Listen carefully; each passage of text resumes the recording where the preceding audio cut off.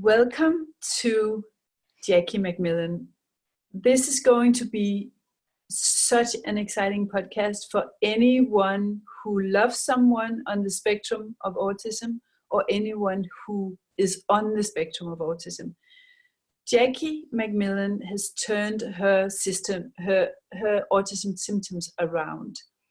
And she's going to share the spiritual way she did it, the spiritual tools, the tools that has to do with reconnecting with nature and elements, the challenge of being a sensitive canary in the coal mine, and how she will switch right back to the symptoms that she spent the whole of her life understanding and overcoming if she's in the wrong environment, which means she will offer you tools, hope, because she's an adult who has come through the darkness into the light and on to the other side. She will tell you how she did it, how you can do it yourself at home, and how you can basically mess the whole thing up for yourself and your child as well at home. So I am so excited, Jackie, that you're here, and I'm so honored. You're such a beautiful soul. You're doing so much great work for families with children who has autism and adults as well. So welcome. Thank you. Thank you. And it's been so exciting to meet you and, be invited into your community. I've just been really thrilled with the conversations that are going on and that holistic perspective that's there. Yeah, so let's begin with the beginning and that connection, because what we share is an experience that has to do with autism being a wake-up call and dealing with autism, which means giving your child or yourself a better life, better social skills, less physical symptoms, less tantrums, less sensitivity, less ritualistic behavior, sleep issues, digestive issues, all the things that are linked. How this has a emotional element, it has a spiritual element, it has a nature-based element and a biochemical element. What is your story, Jackie? Because it's so exciting. How did you come from severely plagued by the symptoms to a place of freedom from those symptoms that you can revisit and you know where to get to even when you get taken off track? Right. So I'll give you my starting place, born with colic, in a lot of pain constantly, crying a lot of the time, very emotionally tumultuous, pain in the joints, pain in the muscles, headaches. I called it a perma headache. It never went away, and it would just get really, really bad, and then kind of back off. And it would get bad to the point where if I wanted to sleep at night, all I could do was lie back with a wet cloth on my head, and my tears would be streaming down, getting my pillow wet, more wet than the cloth would. Then I just keep flipping that cloth over to try to get the cool part beside my head, because when you lie still, you notice all of the places that hurt a lot more as opposed to when you're active. And I didn't fit in. I had pronunciation challenges. I had struggles making friends. I was socially isolated. I was really, really an unhappy child. And then at age 11, my parents were looking at special schools, and they wanted a chance to go and tour these schools. And so they sent my older sister and my two younger brothers and I to a summer camp that my siblings had been to previously, but my parents hadn't wanted to send me because they were worried about what would happen. And I went, and my quality of life was just dramatically improved. And it wasn't all at once. It was inches every day, little bit by little bit. I could remember things better. I could learn things easier. I could communicate easier. I could make friends with the girls in my cabin.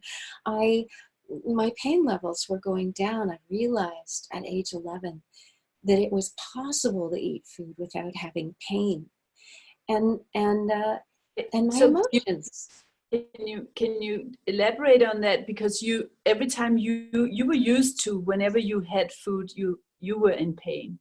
Yes. And I think most of the symptoms that you describe is what we see in our children when they can't communicate. They have this big belly, they're screaming, they're crying, they're stimming, doing weird things to distract themselves maybe from pain. Yeah. Yeah.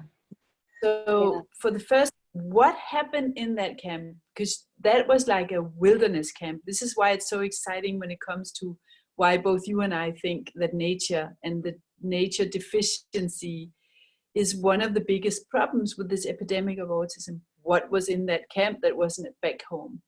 So that's a great question. It was a fly-in camp in Northern Ontario, which is actually Central Ontario if you look at it on a map. But it was a canoe tripping camp, and so I was rocking back and forth all day when I was paddling, and nobody was yelling at me for rocking. And rocking is one of these things that really helps with sensory integration. Yeah, because cerebellum and Yeah. And the air was really clean. I came from a big city, and the difference in air quality was huge. The water, I was drinking, I was swimming, I was bathing in a lake that was pretty well pristine at that point in time. And they didn't have showers, so they had saunas instead. And sweat is one of the very few things that can remove both fat-soluble and water-soluble toxins from your system. So when you don't have the health regulations in Ontario say you either have to have showers or you have to have a sauna. And so once a week we had to go in the sauna. And I had done the sauna before, but doing it with a group of your peers is really fun. You're into the sauna, getting hot and sweaty, and then diving in the lake. Anyway, there were so many components. The food we were eating was pretty close to a vegetarian whole food rotation diet, which is, about as anti-inflammatory as you can get in an institutional setting. Did you have eggs or anything, fish, eggs, anything like that? There were a few eggs. There were a few, tinned fish and tinned meat and summer sausages and things that were really flavorful that you could add in very small quantities to give flavor, but relying on the vegetable foods to provide the proteins, the phytonutrients, the minerals, the vitamins, what you really needed.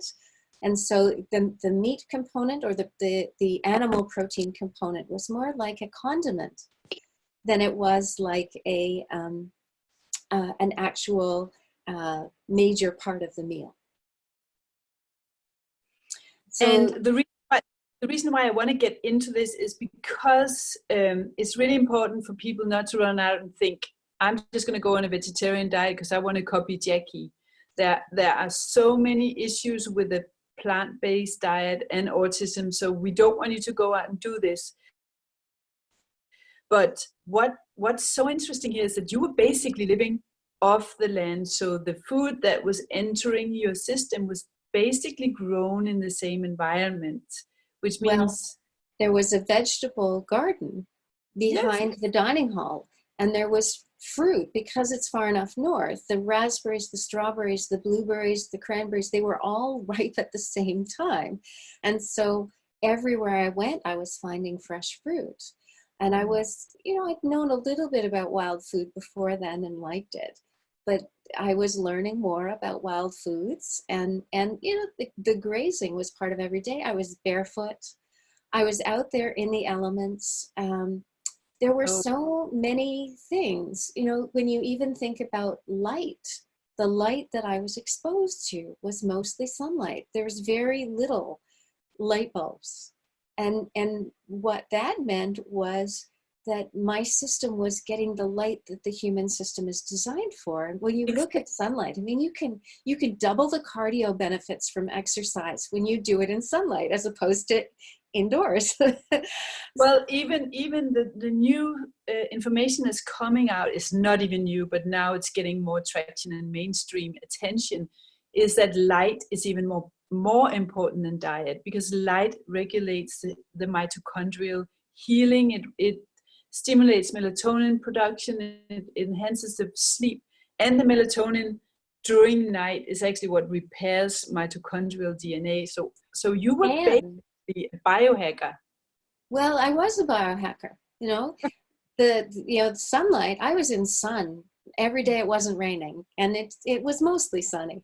And sunlight actually penetrates the infrared portion, penetrates a couple inches into your skin. Yes. And it can account for up to 2/3 of the energy that your mitochondria produce. Exactly. This is huge. You know, when a lot of your energy previously has come from having excitotoxins and pain in your body that you're just kind of jittery from, and all of a sudden sunlight is calming everything down and giving you healthy energy, the changes you see are just so dramatic. And, you know, safe and welcoming social setting, you know, people vastly underrate this. You know, the degree of stress that we experience from unhealthy social interactions is huge. And when you're autistic, it's very difficult to experience anything except unhealthy social interactions, because everybody thinks you're wrong. You know, Yeah. everything you do is not good enough and unacceptable and unworthy of attention or appreciation, and undeserving, and you know, you get that feedback and you start believing it about yourself. But And let's that recap, because Jackie, one of the things that you told me that you also did was singing at night. So you did the barefoot walking, which is anti-inflammatory, and it charges the mitochondrial batteries. We run on light, water, and electromagnetism much more than food, is what's coming out in the literature as well. So barefoot walking, sunlight, sauna, swimming in clean water, drinking clean water, food that is locally grown so that the body can interpret it as food, and no processed foods. And then you had this rocking movement which stimulates the cerebellum, and then singing and bonfires at night. What did that do for you? Because so you've talked about singing being a key part as well, dancing and singing. is. You know, you'll hear many autistics tone, which is you get on a single note and you're just like, and you're on that note for a long time. And when I started getting into the music therapy world, I started looking at the characteristics of resonance and cell resonance with different tones, and started realizing, you know, I'm not picking these tones at random. I'm picking them because it's a tone that is resonating the tissues that are uncomfortable, and makes them less uncomfortable. You know, it eases me. And so I spent a lot of time singing as a child, but singing wasn't welcome in a lot of environments. At a summer camp, nobody gets upset with you for singing. They invite you to join, you know, in harmony. And so there was a lot more music. And music is also one of those things that really helps the brain. It lights up so many parts of the brain and helps the halves of the brain come together. When we're under stress, the halves of our brain don't communicate well, and the higher the stress, the less they communicate. Music, dance, singing, drumming, these are all things that help bring that brain back into integration, which means that you can function in a much more integrated and comprehensive way. Yeah, and one of the things that you said to me that I really was so happy to hear, because this to me is the reminder of, hey, what we are designed to do is to be tribal in nature, bonfire, swimming in the water, connected to the elements, singing, getting our food off the land. being in silence and being connected with the tribe. But you also said that one of the things that actually can help younger autistic children improve their social skills is dancing. Even traditional American line dancing and stuff like that. Can you before we get to what happened when you get back in the city back then and how that was a massive clue for your further healing journey, what So, is it about dancing? yeah. The thing about dancing is that there are not so much line dancing, but partner dancing in patterns. So square dancing, contra dancing, English country dancing, Scottish country dancing, Irish ceilidhs. These are all situations where there's a very clear set of physical things you go through and steps you learn, and then you just plug in and play. But every time you're in that kind of dance, you're constantly meeting different people, and those different people, you're expected to connect with them, have a little bit of a flirtation, no matter what age, no matter what gender. There's a social connection through eyes, through body language that you learn from dance that you don't learn from normal human interactions. And there's also a real joy in dancing with other people. And so you're doing this enjoyable activity to music, and you're learning social interaction skills that are all about body language and expressing caring. I'm having fun. I want you to have fun. Are you having fun? Oh, I can tell you're having fun. And it's just it's a joy ride. And all of us need more joy in our lives. Oh, that is so beautiful and so important. And to build on that, actually, what happened when you returned to the city? What symptoms came back? Both the symptoms that we normally relate to autism and the physical symptoms. Yeah. So it's a fly-in camp.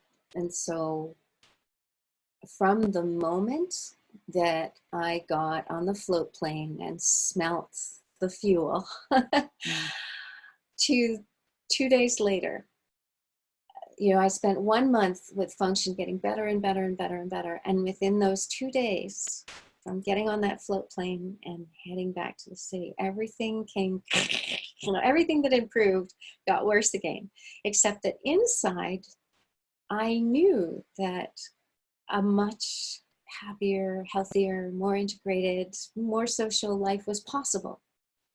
Mm-hmm. And emotional turmoil went back to crazy all over the place. The pain levels, the digestion. I hear what you're saying about a vegetarian diet, and I agree there. And yet I saw so much benefit from a vegetarian diet, from the diet that my family normally ate, even though my diet, from the diet my family normally ate, that was a very healthy diet for that time. But it was a diet that involved an awful lot of foods that had been contaminated by agricultural practices and food industry practices. And so, physically, mentally, emotionally, I knew that there was a much better way to be. But I was back in that old feeling of, oh no, now I'm back into all of this physical, mental, emotional pain. Mm-hmm. And it really, what it did was it made me decide. It prompted me to go, there are things in my environment that I might have control over, I might have some choice in, that could give me better quality of life, and I'm going to find those. And I just started designing my life as a series of experiments, testing one thing at a time, and I'm still doing that. I'm on my 4th different type of fulvic and humic acid product in order to evaluate, okay, what are the impacts of it in my system, having had different things done to it. And then I can actually talk about those things. Why would you want to try these things? So for me, the first experiment was, okay, I did a lot of swimming. I'm going to do some swimming. And I joined a local synchronized swim team. And I stayed on that team for one term because I made a commitment and I didn't feel like I could back out. But my allergies were going through the roof. My skin was coming off in rolls. My lungs, my immune system, my digestion were just plummeting. I was getting sick all the time, and the pain in my gut was going up. And when I breathed, when I coughed, I sounded like my great uncle, who'd been in the trenches in World War I. And had been gassed, not gassed to the point where he died, but gassed to the point of permanent lung damage. And so he had this deep, mucusy, racking cough, and he couldn't speak even a few words without coughing. Because that is what chlorine does to the body. Both drinking shower water and swimming pools is what you found out. So yes. How did that lead you to the tools that you're using now? Because you're talking about air, water, light, food, sound, shelter, sound, skin absorption, detoxification, drainage, and not just light sound, but other frequencies as well. Part of it is preventing and managing crises, knowing what a crisis is. So many people call it a tantrum, but it's not. It's tantrums come from I want something or I don't want something, and I'm going to watch you and I'm going to act out until I get what I want or don't want. But a meltdown is I am beyond my capacity to cope, and I am so hopeless and helpless and overwhelmed that I can't even talk about it without feeling it. But it's a very different place that it's coming from, but there are stages getting there, and there are ways as a family, as a school, as an individual to start identifying what makes me slide that way and how do I come back faster. How do I not go there? I have to ask you, Jackie, and I'm sorry I interrupt you, but I have to ask you on behalf of the children I see on Instagram screaming while moms are filming them, and I see that these children are getting all the nutrient protocols and all the ABA, all the OT, all the weight blankets. They are just still on a very selective diet, and sometimes, which I understand, moms just give up and give them some fries and donuts. What, in your opinion, are these children expressing about? What kind of a cry for help? What do they need moms to completely remove to get them out of that crisis? Okay. So the very first thing that needs to happen is for the moms and the dads, because the reality is it's maybe 1/10 of the folks who've really stepped in to take care of those of us with autism are dads. Need to step back and come into a state of peace and balance and compassion and love for themselves, because they can't help another person reach that unless they are able to carry that themselves. And that requires that they really engage in radical self-care. Every moment, what do I need in this moment to help me stay in peace and balance? Every moment, if I'm not getting what I need to stay in peace and balance, what do I do to make sure that I can come back as soon as possible in a state of peace and balance and love and compassion? So the next thing after love is hyper-nourishment. The reality is, it doesn't matter how great that diet is if the body is not able to absorb it. And so you've got to get that body to a point where enough of the things that are causing pain and inflammation and disruption and creation of toxins inside the body, and boy, does that hurt. You've got to get enough of those things pulled out that system can kind of go,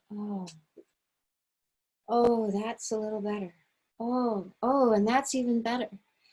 And once you start pulling out all of these things, like sometimes it means going down to one food, but it's not a white food, you know, it's not anything made from flour or sugar or dairy products or,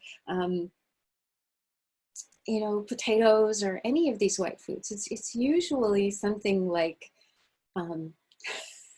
liver from a grass-fed animal that, you know, has been fermented ahead of time, so it's pre-digested and can be really easily assimilated. And you know, that may sound incredibly gross, but it depends on the individual which food is going to help, and or which range of foods are going to help.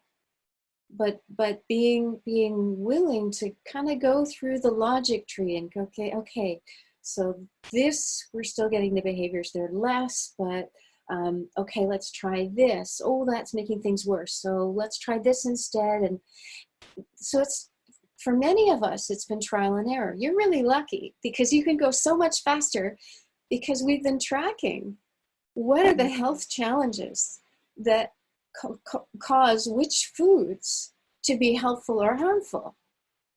And that's a very, very useful thing to know. You know, I have a really basic information put together for people on inflammatory foods and anti-inflammatory foods. And that's kind of the first thing that I recommend people do in the hyper-nourishment end of things, is get off all of the for sure inflammatory foods. And then you look at all of those anti-inflammatory foods and you start going, okay, do I have allergies? Do I have sensitivities? Do I have genetics that mean that I'm going to need a lot more of these things in order for my body to be able to have all of the cycles and processes going that need to be going for me to do maintenance, never mind catch up on all the repairs that I'm behind on. I mean, you can't fix a roof if you don't have the right equipment. And if I may add to that, do I have a histamine issue, which is very common? I think it's about over 90% in William Walsh's non-profit studies of over 8,000 autistic children. Over 90% have an issue with undermethylation, which is always linked to high histamine. And so for those, the fermented foods and the kombucha and the fermented greens, and even being on a green plant-based diet can make all these symptoms worse. Do I have a glutamate issue, which means I can't do protein powders? Actually, glutamate is a very underrated thing, which I want to talk about. Oh my goodness. With that, everybody's saying take L-glutamine, and if your system isn't handling L-glutamine, it turns into glutamate. And we hear about monosodium glutamate being one of the top excitotoxins. You're poisoning your brain if you don't have your gut lining healed and sealed before you take glutamate. It's not going to help. If you have a gene variant, like all in my family, and you can't turn GABA into glutamate, you just accumulate. And this is even, I don't think people know, this is rice protein powder. It's collagen. It's all the things that have been, or many of the things that's been heated. So basically, none of us really need glutamate, high glutamate foods. So cutting them out can make a huge difference. But that's a sidetrack. What else, Jackie, are these children screaming to get us to understand about what we need to change? Oh, well, I mean, let's just look at laundry products for an example. You know, if you're washing your family's clothes in products that contain brain toxic or neurodisruptive or hormonally disruptive fragrances, there's no faster path into the bloodstream than breathing things in. Think about asthma inhalers. You know, it's seconds when people start getting relief. Think about, you know, watching a movie and seeing someone sniff some cocaine. You see behavioral changes really quickly. It's when we breathe in fragrances that are synthetic, we are doing untold damage to a system that's already out of kilter. You know, the further off balance you are, the easier it is to knock you even further off balance. And because bodies that aren't autistic have a much better balance. They can handle the waves and the destabilization of synthetic fragrance. But an autistic symptom, you want us to put clean clothes on that smell like the worst headache and bellyache and muscle ache and joint ache that we've ever smelled? Like, don't give me clean clothes. Give me the same things I wore for 5 days in a row, because those don't smell as strong and they don't hurt as much. And or use natural non-perfume products. Yeah. Or use the natural fragrances. Use essential oils. Let's back it up a little bit. Let's say, because you describe yourself as a canary in a coal mine, which means you're very sensitive. They sent the canaries into the coal mines because they would die by the slightest exposure to gas and toxic environment. And I have always looked at autistic children that way, and so do you.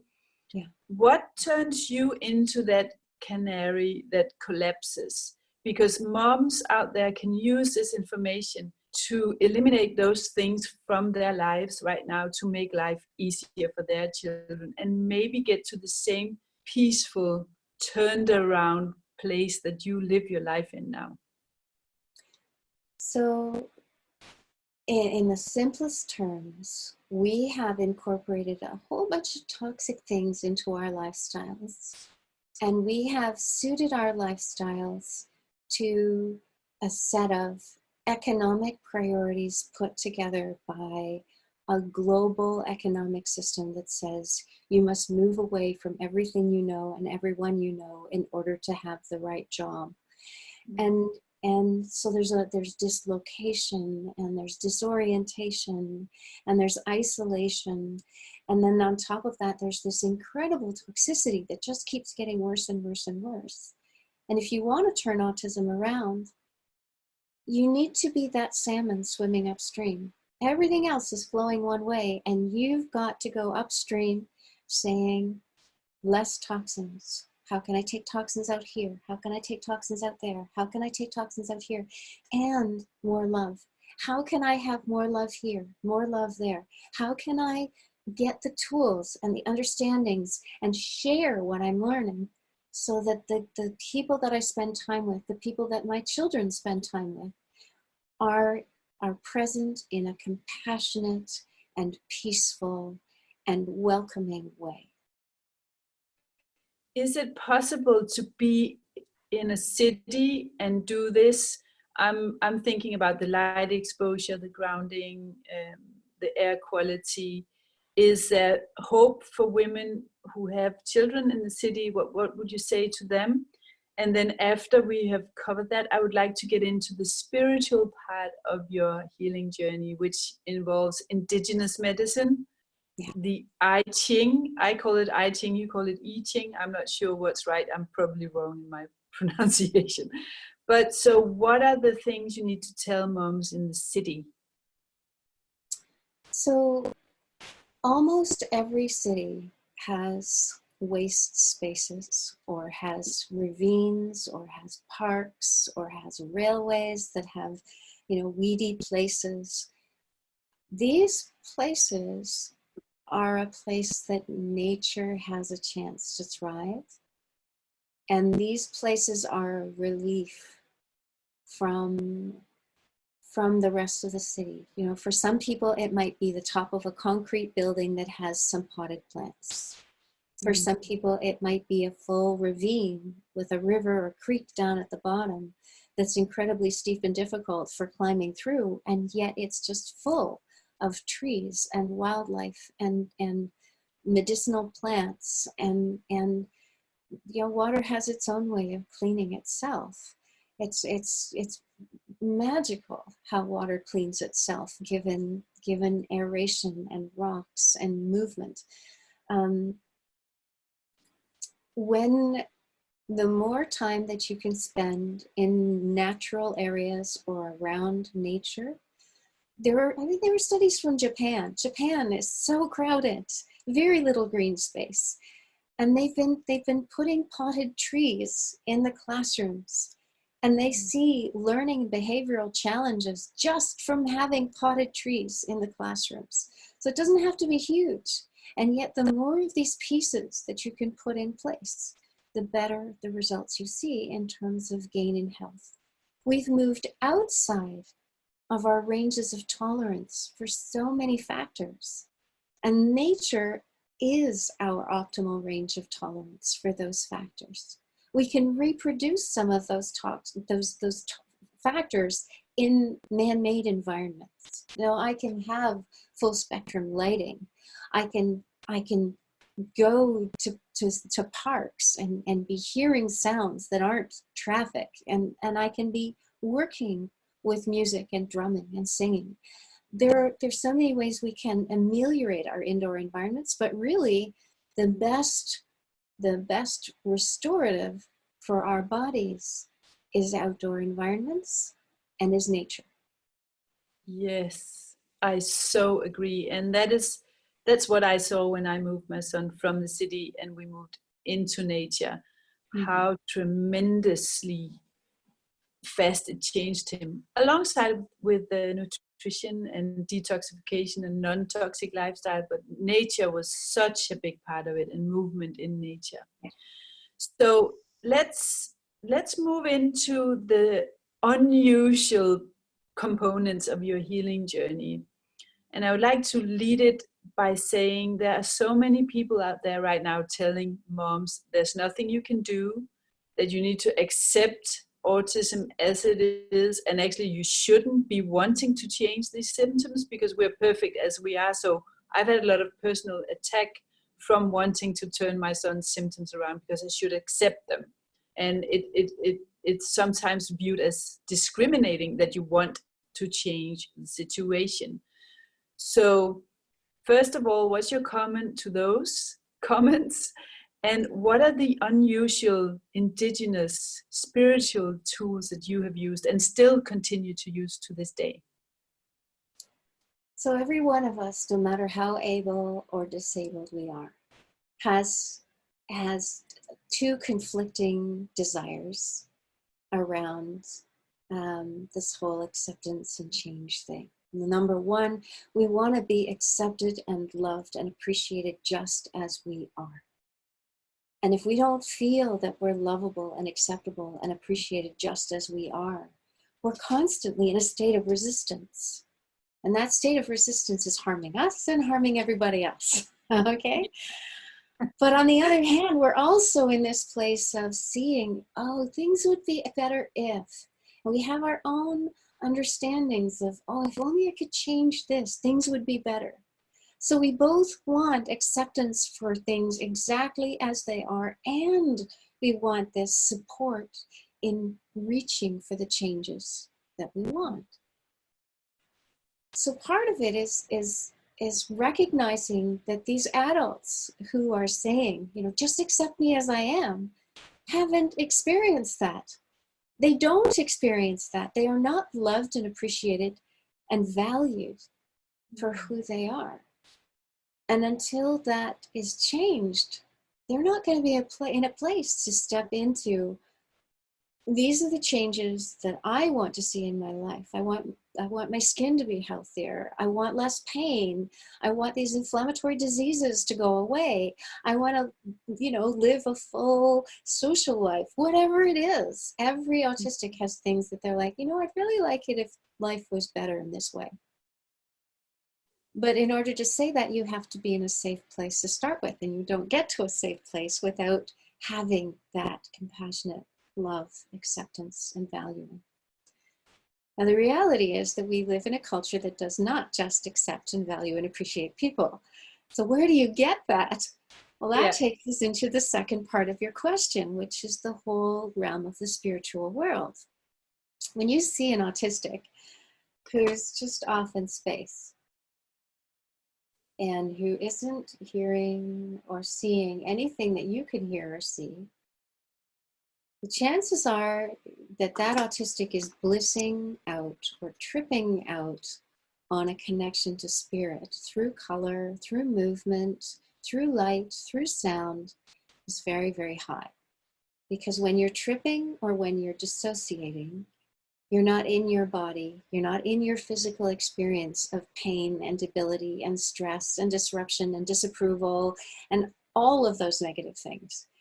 Instead, you're connected with spirit, where everything just feels peaceful and accepting and loving and beautiful. Yeah. And the challenge for those of us with autism is to figure out how to be in the moment. All of these states that sages and monks and nuns and Tibetans and indigenous medicine people all around the world have talked about around, okay, if you can achieve this state, then these things are possible. And if you can achieve this state, then these things are possible. Those with autism are like, oh, that's what you call that. You know, when I take people with autism on a tour of their energy fields, they're like, oh, that makes so much sense. Thank you. You know, now I understand how it all relates, because we visit these places easily. Being in the body is really, really hard. Like being here now, when you're in a system that does not have the components, the nutrients it needs in order to function, means that everything's in dysfunction and pain and disruption all the time, and you cannot meet people's expectations. And so you feel like a disappointment. You feel unacceptable, unworthy, undeserving, not good enough, bad, wrong. You know, you can't live like that. You can't live like that. And so many of us spend a lot of time outside the body because it's much, much nicer out there. Yeah. But the spiritual tools, once you start learning them and using them, are what allow you to come into the body and support that healing in a much deeper and faster way than you can do without that connection to spirit. And spirit is, you know, each layer that you go out, it's like climbing a hummock, and then climbing a little hill, and then climbing, you know, a foothill, and then climbing halfway up the mountain, and then climbing to the top of the mountain, and then being in an airplane. And each level you see a bigger part of the picture, and you understand more about what's possible and how it's possible and why it's possible. And you understand how all of your molecules are dancing with the molecules around you all of the time, and how to work with that instead of against that or blocking that. And what are your favorite spiritual tools that you're using currently for yourself and for others? My favorites are the ones that are free, that you can teach to anybody. There are other tools that you can purchase that will allow you to restore a state of peace and balance in your system much faster. But nature sounds, singing, toning, dancing, drumming, firelights, even a candle if that's all you can have. These are things that can really help bring the state of balance back to the body. Water, falling water in particular.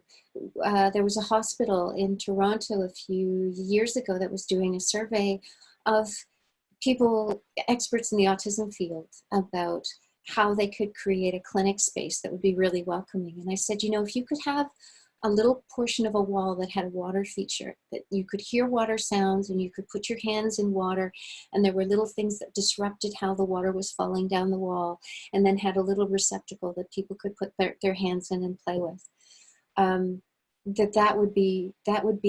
that would reduce the number of meltdowns and the amount of upset to near zero. And they're like, what? Why? And I'm like, okay, there's nothing as calming as water. Now, when you've got water moving, you've also got aeration. So there's some production of ozone in the air. So there's better oxygenation of the tissues. There's a whole bunch of science behind it. But there's also this whole thing that water itself, moving and just being and interacting with water, helps restore us to a state of balance really quickly. So it's, you know, turning on a tap or having some bowls that you're pouring water back and forth from, like, it can be so simple. Yeah, you can get those you can get indoor like waterfalls, mini springs that have this sound of water going in your house as well. Jackie, so before we get to the end of this conversation, where I want you to talk a little bit about where you are at now, what does your life look like? What about the I Ching? Because that's so fascinating. Can you attach a few sentences to why that could be relevant, and what is it anyway, this spiritual tool for autism? Okay, so just really quickly, there were a group of psychologists, psychotherapists, psychiatrists, counselors who only were funded to support people who were poor for 6 sessions of support a year. And they went, okay, it's only when people have reached this state of peace and balance that they can make effective change in their lives. So how do we get them to that state of peace and balance quickly? And they started testing out a whole bunch of things to see how quickly it could restore peace and balance for people.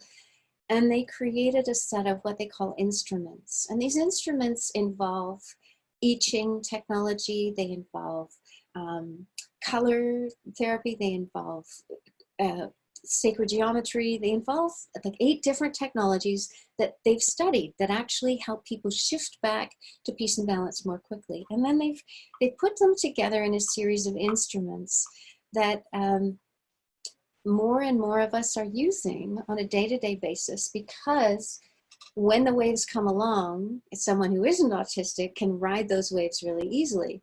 But if you think about a canoe, if you're not autistic, you've got 8-10 inches between the gunnel and the water. And so when a big wave comes along, you just float and ride and have fun.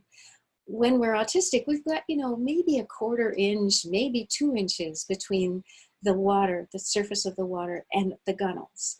And so when a wave comes along, we're like, oh no, I'm going to swamp. This kind of thing really helps you, if you do swamp, to kind of bail out and get moving again in a good way and really quickly. And so it's a very, very helpful tool for navigating your way into a better and better and better life. And we'll link to it in the show notes, of course, because I'm so fascinated about this. And the curious thing is that my first contact point with spiritualism and my spiritual journey was when I was 17, and I got a book about I Ching and a coin. So I feel things are coming full circle. We have been talking about we need to collaborate to help these many moms by sharing our different approaches and gifts, and making this journey easier for people. So as your last offering of hope for mothers, we know where you've been with the rocking and all the symptoms that they know so well, and the social isolation and the pain and not being able to eat and not fitting in. Where are you now in your personal life and in your professional life? So I'm in my mid-50s. I'm an entrepreneur. I do therapeutic body work. I do trauma release, but primarily I support families, educators, professionals who support autistics. And I help them understand what's helping, what's hurting. How do you create the environments that allow all of us with autism to thrive? Because it's not rocket science. It's one little step at a time that you go, oh, that helped. Oh, that helped. And you can notice that it's helping by tracking the symptoms, tracking the degree of challenge, the frequency, the intensity over time. And I cannot think of anything more rewarding, because not only is doing this restoring health for the autistic, it's restoring health for the whole family, but it's also restoring health for the community and for the planet, because everything that you do to help an autistic thrive on this planet is something that turns climate change around and that denies economics as the primary decision-making factor in whether something is worth doing or not. And we've gotten into this mess because we've devolved to saying the only thing that matters is profit or cheapness. Yeah, and comfort, and yeah, amen to that. That is so true. I hear you, sister, and I so agree with you. I'm so grateful that you are on this planet at this time, and that I got a chance to meet you and connect you in the Barefoot Autism Warriors Facebook group, where people can also find you. I am so grateful you're out there doing what you're doing. I was so excited when Karen said, "Oh, you've got to check out this Facebook group." I'm like, "Whoa!"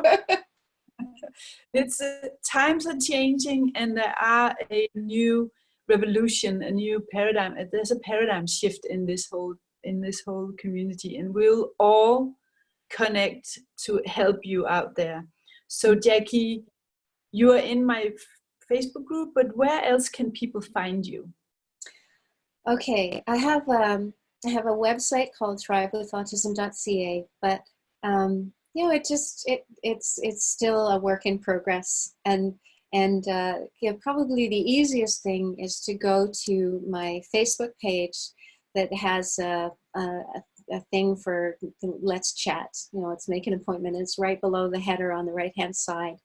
And that'll set you up with a free 20 minutes for us to kind of go, okay, you know, where can we get you? And that 20 minutes, what I'll do is get a surface understanding of what's going on. And I'll share the 3 top things that I think are going to help shift your situation.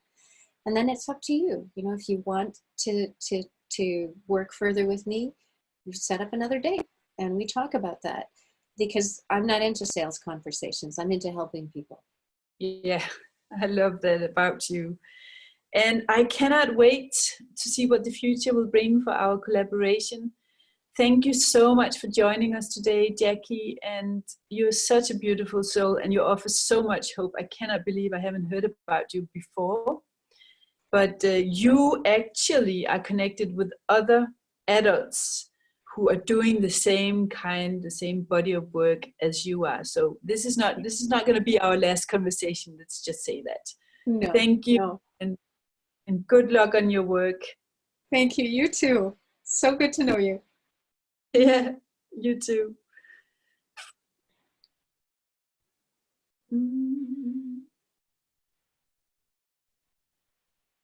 So this, I'll have the editor cut this out because I have to end the meeting to turn the recording off, but it feels so brutal just to end the meeting. So I just want to thank you from my heart, and I am so excited about what we're doing and what we're going to do. I really feel like the more that we reach out and support each other, the easier our path is going to be in changing the situation, changing the overall global situation around autism. Exactly. This is not an ego project. This is a collaboration. So yeah, I'm with you on that. Send me whatever you have, and I'll send you whatever I have, which is also work in progress, and then we'll see what feels really good to collaborate on. That sounds great. That sounds great. Thank you. See you. Thank you too. Be well. Bye. Bye-bye. You too. Bye.